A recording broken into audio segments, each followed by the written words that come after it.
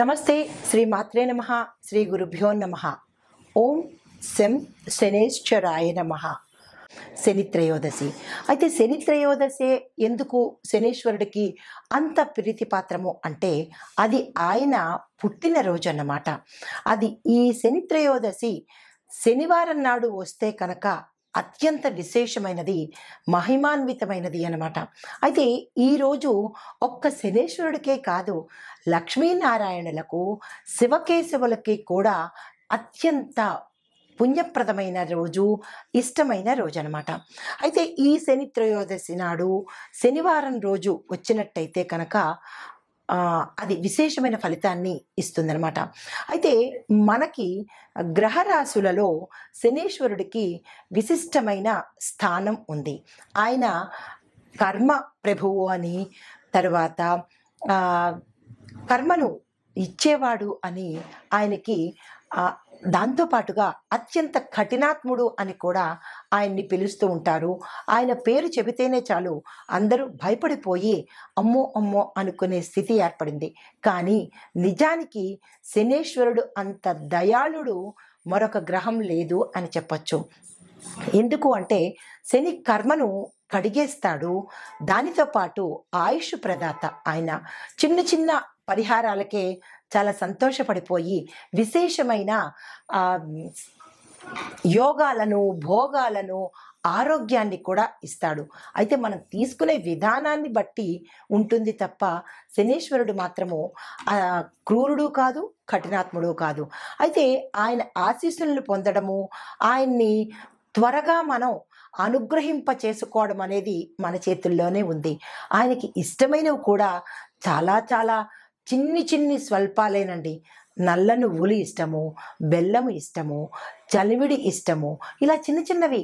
అంటే సామాన్యమైన మనిషి కూడా ఆయనకి చిన్న నైవేద్యం పెడితే అంత ఫలితాలను ఇచ్చే మహాప్రభువు శనీశ్వరుడు. కానీ అందరూ ఆయన్ని తిట్టుకుంటూ ఉంటారు. చాలా దయాళుడండి ఆయన. అయితే ఈ శనీశ్వరుడు జన్మించిన తిథి త్రయోదశి కాబట్టి శని త్రయోదశి అనే పేరుతో పాటు అత్యంత ప్రీతిపాత్రమైన రోజు ఈ రోజు అనమాట. అయితే ప్రత్యేకమైన నైవేద్యాలు సమర్పించి ఆయన్ని మనం సులువుగా చక్కగా కాకాపట్టేయచ్చు అనమాట. ఆ నైవేద్యాలు ఏమిటి అనేది మనం పరిశీలన చేద్దాము. అయితే హిందూ మతంలో శని త్రయోదశికి ప్రత్యేక ప్రముఖత ఉంది. అది ప్రతి సంవత్సరం ముఖ్యంగా శనీశ్వరుడి ఆరాధనకు అంకితం చేయబడింది. అంటే ప్రతి శనివారము మనం వెంకటేశ్వర స్వామితో పాటు శనీశ్వరుణ్ణి కూడా పూజ చేసుకుంటాము. కానీ శని త్రయోదశి శనివారంతో కూడినది వచ్చినట్టయితే కనుక విశేషమైన ఫలితం వస్తుంది. అయితే శనిగ్రహ ప్రభావం నుంచి, అంటే అర్ధాష్టమ శని, అష్టమ శని, ఏలినాటి శని, ఇట్లాగా శని ప్రతి ఒక్క మనిషి జీవితంలోనూ కొన్ని నెలలను సంచారం చేస్తూ ఉంటాడు. ఆయనకి మందగమనుడు అనే పేరు కూడా ఉంది. అంటే చాలా నెమ్మదిగా, స్లోగా వెడుతూ ఉంటాడనమాట. ఒక్కొక్క గ్రహానికి, ఒక్కొక్క రాశికి, ఒక్కొక్క నక్షత్రానికి అలా ఆయన సంచారం చేస్తూ మనిషి యొక్క కర్మలను, అంటే చెడు కర్మలను తొలగించే మహిమాన్వితుడైన ప్రభువు అనమాట. అయితే ఆయన యొక్క బాధల నుంచి కానీ, ఆయన యొక్క పీడల నుంచి కానీ మనం బయటపడాలి అంటే కనుక ప్రతి ఒక్కరూ, అంటే ఆయన దుష్ప్రభావాలు కానీ, ఆయన మంచి అనుగ్రహం కోసము ప్రతి ఒక్క మనిషి శనివారం రోజు, ప్రత్యేకించి శని త్రయోదశి రోజు కలిసిన శనివారం నాడు కనుక ఆ స్వామిని అర్చించడము, పూజ చెయ్యడము, నామస్మరణ చెయ్యడము, నైవేద్యాలు సమర్పించడము లాంటి పనులు చేస్తే కనుక ఆయన అనుగ్రహము అపారమైనదండి. అయితే శని త్రయోదశి నాడు మనం ఏమేమి చెయ్యాలి అనేది విపులీకరంగా తెలుసుకుందాము. అయితే దీనితో పాటుగా ఆ శనీశ్వరుడు శని త్రయోదశి రోజు, ఆ రోజు నుంచి 12 రాశుల వారికి ఎట్లాంటి వైభవాలను ఇస్తున్నాడు, ఎలాంటి ఫలితాలను ఇస్తున్నాడు అనే అంశం ఒక్కొక్కటిగా మీకు నేను తెలియపరుస్తాను. అయితే మనము ఈ శని త్రయోదశి అంటే ఈరోజు ఏ సమయానికి వచ్చింది అనేది కనుక చూసినట్టయితే జనవరి 11 ఉదయం 8:21 ఈ త్రయోదశి తిథి ప్రారంభమయ్యి తదుపరి రోజు అనగా జనవరి 12వ తారీఖు ఉదయం 6:33 సరి అన్నమాట.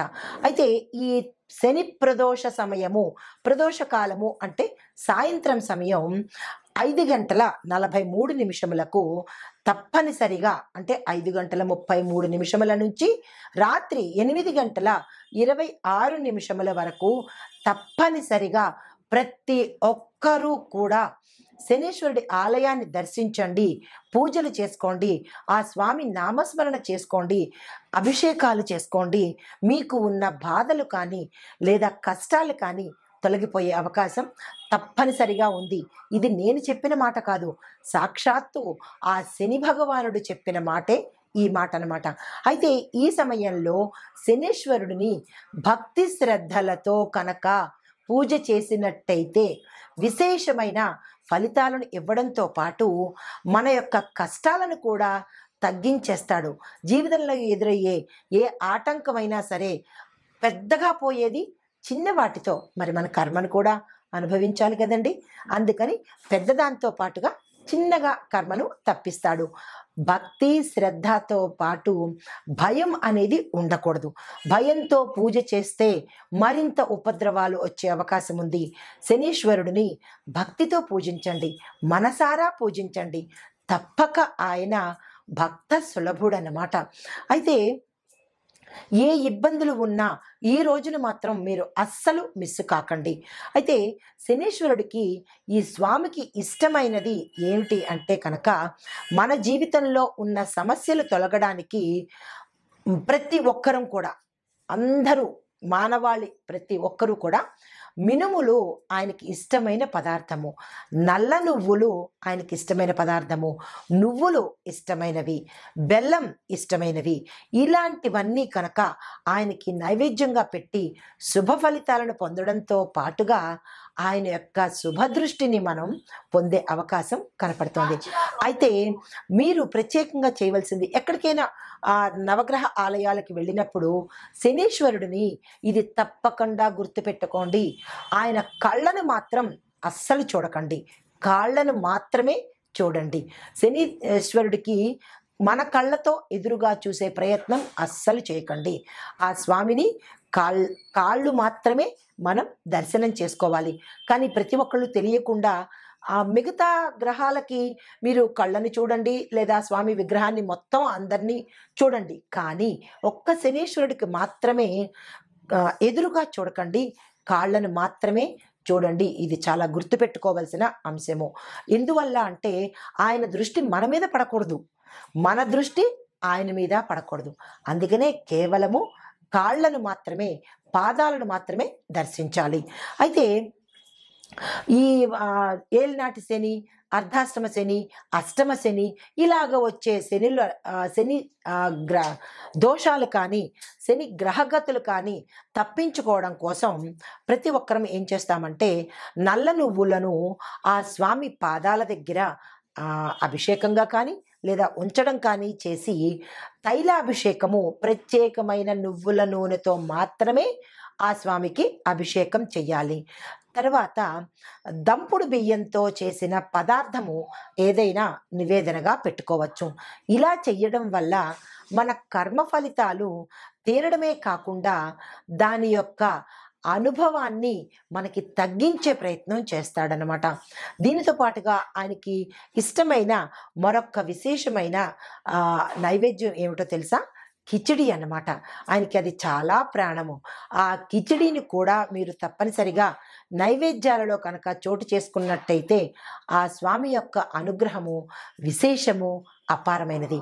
అయితే ఈరోజు మరొక్క విశేషమైన పని ఏం చెయ్యాలి అంటే, శని దోషాలతో బాధపడుతున్న వాళ్ళు కనుక అశ్వత్థ వృక్షానికి, అంటే అశ్వత్థ వృక్షంలో శ్రీమన్నారాయణుడు, మహాలక్ష్మి అమ్మవారు నివసిస్తూ ఉంటారు.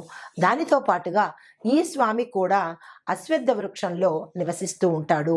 అయితే ఈరోజు ప్రత్యేకంగా అశ్వత్థ వృక్షానికి ఏ దేవాలయంలోనైనా సరే 19 ప్రదక్షిణాలు తప్పనిసరిగా చేసుకొని అక్కడ కనుక నీరుని వదిలిపెట్టినట్టయితే ఆ స్వామి యొక్క అనుగ్రహాన్ని మనం పొందిన వాళ్ళం అవుతాము.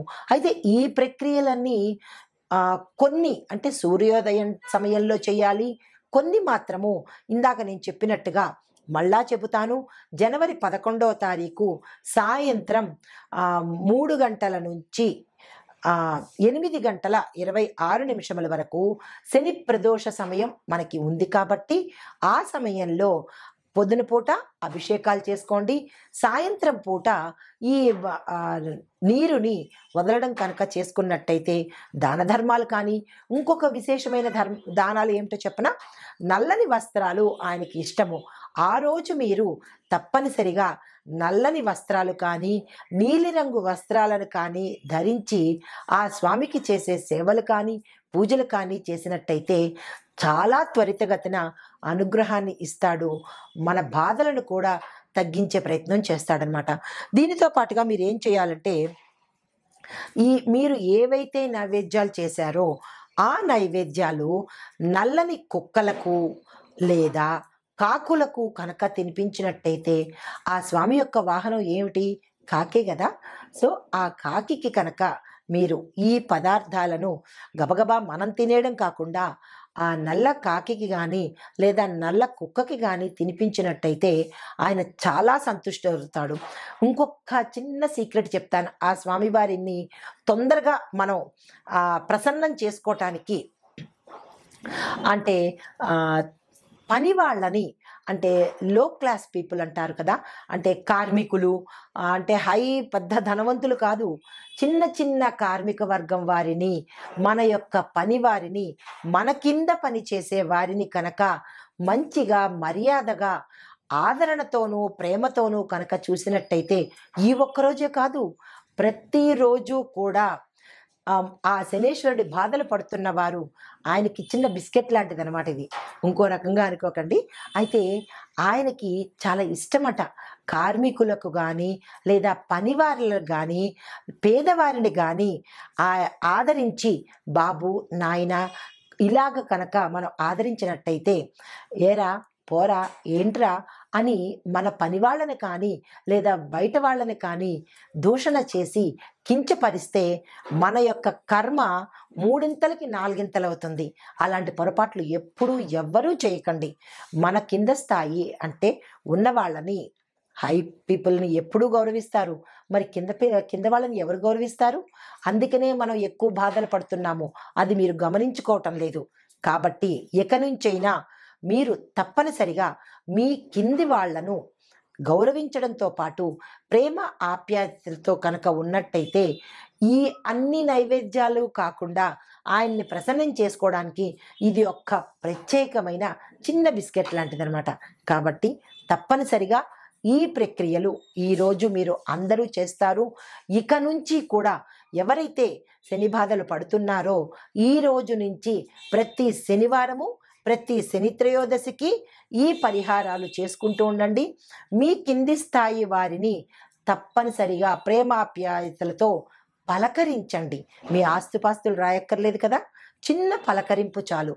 అది ఆ స్వామి ప్రసన్నుడయ్యి మహా ఐశ్వర్యాలు, ఆయుషుని, ఆరోగ్య ప్రదాత కూడా ఆయన. కాబట్టి ఈ శని త్రయోదశి రోజు మీ అందరికీ ఈ చిన్ని విశేషాలు చెప్పాను. తప్పనిసరిగా పాటించండి. అందరికీ శని త్రయోదశి యొక్క శుభాకాంక్షలు. మన ప్రతి ఒక్కరికి కూడా మీరు చేసే కర్మల ద్వారా అంటే మంచి పనుల ద్వారా ఆ స్వామి యొక్క అనుగ్రహాన్ని ప్రతి ఒక్కళ్ళం పొందుదాము. తులారాశి. ఈ రాశిలో ఉండే విద్యార్థులకు శని భగవానుడి అనుగ్రహం వల్ల అన్నింటా విజయం దక్కుతుంది.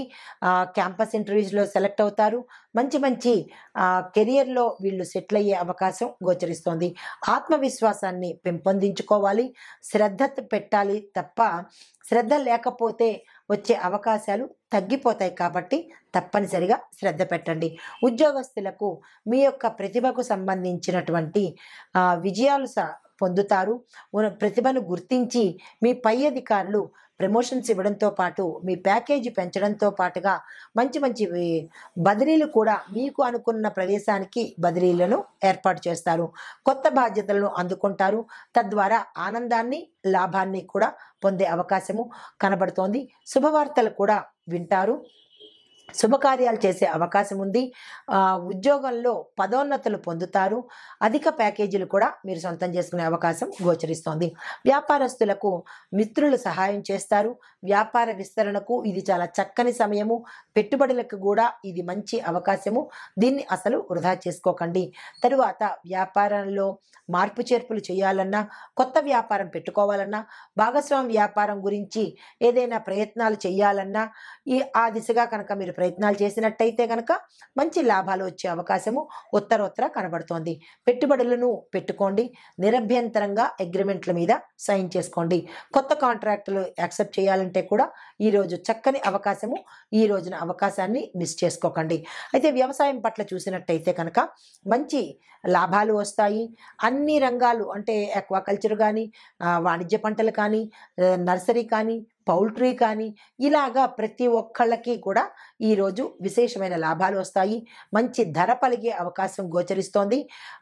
పంటల యొక్క అంటే ఎక్కువ శాతం పెరిగే అవకాశము, మీరు కొన్ని బస్తాలు అని అనుకున్నారనుకోండి, దానికి మించి బస్తాలు పండే అవకాశము కూడా ఈరోజు కనబడుతోంది. అంటే మీ యొక్క శ్రమ ఫలితాన్ని తీసుకునేది చాలా ఎక్కువగా ఉంటుంది అని చెప్పడం జరిగింది. అయితే రుణాలు తీర్చుకుంటారు. క్షేత్రవృద్ధి, భూవృద్ధి కనపడుతోంది. ప్రభుత్వానికి సంబంధించినటువంటి సహాయ సహకారాలు సమయానికి మీకు అందుబాటులోకి వస్తాయి. వాణిజ్యపరంగా చూసినట్లయితే మార్కెట్లో మీ యొక్క ప్రోడక్ట్స్కి, మీ సంస్థ పేరుకి విశేషమైన పేరు ప్రఖ్యాతలతో పాటు డిమాండు, గిరాకీ కూడా ఎక్కువగా ఉంటుంది. కొత్త కొత్త అవకాశాలు మీకు వస్తాయి. దాన్ని వృధా చేసుకోకండి. రాజకీయ పరంగా చూసినట్టయితే కనుక మీరు ప్రత్యర్థులతో పైచేయిగా ఉంటారు. వారి మీద మీకు అంటే మీ మీద వారికి అనవసరమైన నిందలు వేశామే అనే ఒక పశ్చాత్తాపానికి గురయ్యే విధంగా మీ యొక్క నడవడి ఉంటుందన్నమాట. ప్రజల్లోనూ అధిష్టానంలోనూ కూడా మీకు మంచి పేరు ప్రఖ్యాతలు వస్తాయి. పదోన్నతులు కలుగుతాయి. తద్వారా మంచి పేరు ప్రఖ్యాతలతో పాటుగా ధనం కూడా వచ్చే అవకాశం ఉంది. కొత్త మిత్రులు కలుస్తారు. వారితో మాత్రం చాలా జాగ్రత్తగా వ్యవహరించుకోండి. తదుపరి కళారంగంలో ఉన్న వారికి మీ యొక్క రంగంలో గుర్తింపు కనబడుతుంది. పారితోషికం పెరుగుతుంది. కొత్త కొత్త అవకాశాలు రావడంతో పాటుగా మీకు నూతన ఉత్సాహంతో ముందడుగు వేస్తారు. నిర్మాతలకు బాగుంటుంది. డైరెక్టర్లకు కూడా మంచి ప్రాజెక్ట్స్ మీకు వచ్చే అవకాశం కనబడుతోంది. ఆరోగ్యపరంగా చూసినట్టయితే చక్కని ఆరోగ్యం ఉంటుంది. గతంలో ఏవైనా సమస్యలు ఉంటే కనుక అవి తీరిపోయే అవకాశం గోచరిస్తోంది. తరువాత అనారోగ్య సమస్యలు అంటే చిన్న చిన్న సమస్యలు ఏవంటే ఎముకలకు సంబంధించి, చర్మానికి సంబంధించి, లేదు అంటే ఇంకా అంటే నరాలకు సంబంధించినటువంటి సమస్యలు గోచరిస్తున్నాయి. జాగ్రత్తలు పాటించుకోండి. కుటుంబ పరంగా చూసినట్టయితే అన్యోన్యమైన వాతావరణం కనబడుతుంది. గతంలో ఏమైనా మీకు మాట భేదాలు కానీ రావడము, విడిపోయి కుటుంబాలు విచ్ఛిన్నం అవడము, అలాంటివి ఏవైనా ఉంటే కనుక అవి సమసిపోయి మంచి అంటే కలిసిపోయే అవకాశము ఈ రాశిలో ఉండేవారికి కనబడుతోంది. స్త్రీల పరంగా చూసినట్టయితే కనుక జీవిత భాగస్వామి నుంచి మంచి మద్దతు రావడంతో పాటు స్థిర చరాస్తులు కొనుక్కోవడంతో పాటు అంటే కోర్టు వ్యవహారాల్లో మీ వైపుకు తీర్పు వచ్చే అవకాశము కనపడుతోంది. వివాహ ప్రయత్నాలు, సంతాన ప్రయత్నాలు కూడా మీకు మంచి అవకాశాన్ని తెచ్చిపెడతాయి. అంటే ఆ ప్రయత్నాలు సక్సెస్ అవుతాయన్నమాట. ఈ రాశి వారికి చెప్పదగిన పరిహారము, శనివారం రోజు నల్ల నువ్వులు, నూనెను పేదలకు కనుక దానంగా ఇచ్చినట్టయితే విశేషమైన ఫలితాన్ని పొందే అవకాశం ఉంది. ఈ రాశిలో ఉండే స్త్రీలకు కనుక పరిశీలించినట్టయితే జీవిత భాగస్వామి నుంచి మద్దతు లభిస్తుంది. తరువాత కుటుంబంలో మంచి అన్యోన్యమైన వాతావరణం కనబడుతోంది. బంధుమిత్రుల కలయిక కనబడుతోంది. తరువాత శుభకార్యాలకు కీలకమైన నిర్ణయాలు ఈరోజు తీసుకుంటే మంచి ఫలితాలు వస్తాయి. వివాహం కోసం కానీ, లేదు సంతానం కోసం కానీ ప్రయత్నం చేసే స్త్రీలకు చాలా చక్కని అనువైన సమయము. పిల్లల పరంగా కూడా మంచి పేరు ప్రఖ్యాతలు వస్తాయి. శుభవార్తలు వినడం కానీ, స్థిర చరాస్తులు కొనుక్కోవడం కానీ, లేదా కోర్టుకు సంబంధించినటువంటి ఎన్నాళ్ళ నుంచో సాగుతున్నది ఈరోజు మీకు అనుకూలంగా తీర్పు వచ్చే అవకాశము కనబడుతోంది. ఈ రాశిలో ఉండే స్త్రీలు ఏ రంగంలో ఉన్న వారికైనా మంచి పేరు ప్రఖ్యాతలు పొందుతారు. వా మీ యొక్క పై యజమానుల యొక్క మన్ననతో పాటు మంచి ఆదాయం కూడా పెరిగే అవకాశము కొందరు ఉద్యోగస్తులకు గోచరిస్తోంది. అయితే పరిహారాలు, శనివారం నాడు నువ్వులను నూనెను పేదవారికి కనుక దానంగా ఇచ్చినట్టయితే కనుక విశేషమైన ఫలితాలు పొందే అవకాశం గోచరిస్తోంది. శనేశ్వరుడి ఆలయంలో నువ్వుల నూనెతో దీపం వెలిగించండి. నవగ్రహ ఆలయంలో మీరు స్వామివారికి 19 ప్రదక్షిణాలు కనుక చేసినట్టయితే విశేషమైన ఫలితాన్ని పొందే అవకాశం ఈరోజు ఈ రాశి వారికి గోచరిస్తోంది. ఆ శనేశ్వరుడికి ప్రీతికరమైన పనులు చేసి ఆ స్వామివారి యొక్క అనుగ్రహాన్ని ప్రతి ఒక్కరూ పొందాలని ఆశిస్తూ నమస్తే.